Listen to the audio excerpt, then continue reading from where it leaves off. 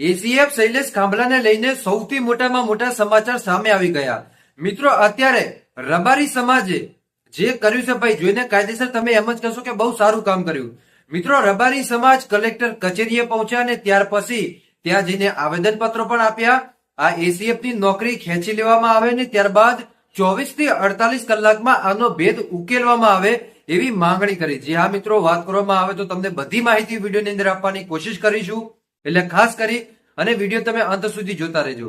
હવે અત્યારે વાત કરવામાં આવે તો એસીએફ શૈલેષ ખાંભલા કે જે અત્યારે 7 દિવસના રિમાન્ડ ઉપર છે.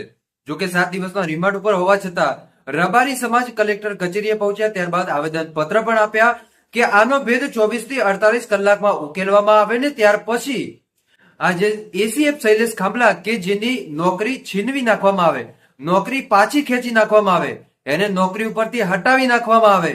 આ રીતના ક્યાંક ને ક્યાંક આક્ષેપો કરી રહ્યા છે. એટલું જ નહીં, પરંતુ એને લઈને રબારી સમાજ એમ પણ કહી રહ્યું છે કે ક્યાંક ને ક્યાંક એનું એન્કાઉન્ટર પણ કરવામાં આવે. જે આ મિત્રો, આ સૌથી મોટા સમાચાર મળી રહ્યા છે.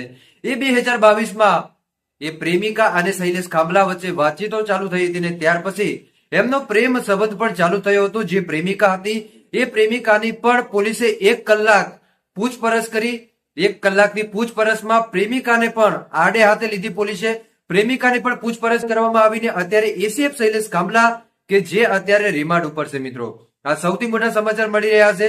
અને હવે મિત્રો, જે શૈલેષ ખાંભલા છે એ શૈલેષ ખાંભલા નો ભેદ ક્યારે ઉકેલાશે એ તો સાહેબ પોલીસ સાહેબ જ કહેશે. જોકે આને લઈને ઊંડાણપૂર્વક તપાસ કરવામાં આવી રહી છે અને બધા લોકો એમ કહે છે કે આને ઊંડાણપૂર્વક તપાસ કરો, બીજા કોઈ પણ લોકોનો અંદર હાથ હોઈ શકે છે.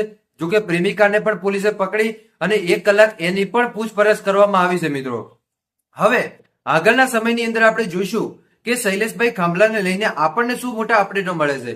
જલ્દીથી જલ્દી આનો કેસ હાઈકોર્ટમાં ચલાવવામાં આવે, કોર્ટમાં ચલાવવામાં આવે અને એના માટે જ રબારી સમાજે માંગણી પણ કરી હતી. એની નોકરી પણ છીનવી નાખવામાં આવે, એનું એન્કાઉન્ટર પણ કરવામાં આવે. ક્યાંક ને ક્યાંક આવી વાતો અને આવા આવેદન પત્રો કે જે કલેક્ટર કચેરીએ પણ કરવામાં આવી રહ્યા છે. આ સૌથી મોટા સમાચાર મળી રહ્યા છે. કેમ કે આ એ માણસ કે જેને પોતાના 2 સંતાનો સહિત પોતાની પત્નીની હત્યા કરી નાખી એક પ્રેમિકાના લીધે. એ પ્રેમિકા જોડે પ્રેમ હતો ને એટલા માટે જ એને આ બધા કાવતરા કર્યા હતા. તો બસ આજ માટે આપણે આટલું રાખીએ. આગળના સમયમાં આપણને જે કંઈ પણ માહિતી મળશે ચોક્કસપણે વિડીયોના માધ્યમથી માહિતી આપતો રહીશ. બાકી આજ માટે આપણે આટલું રાખીએ. મળીશું આપણે નવા વિડીયોમાં. ત્યાં સુધી બધાને જય માતાજી, જય દ્વારકાધીશ. આગળ પણ આવવાનો સપોર્ટ કરતા રહેજો. ધન્યવાદ.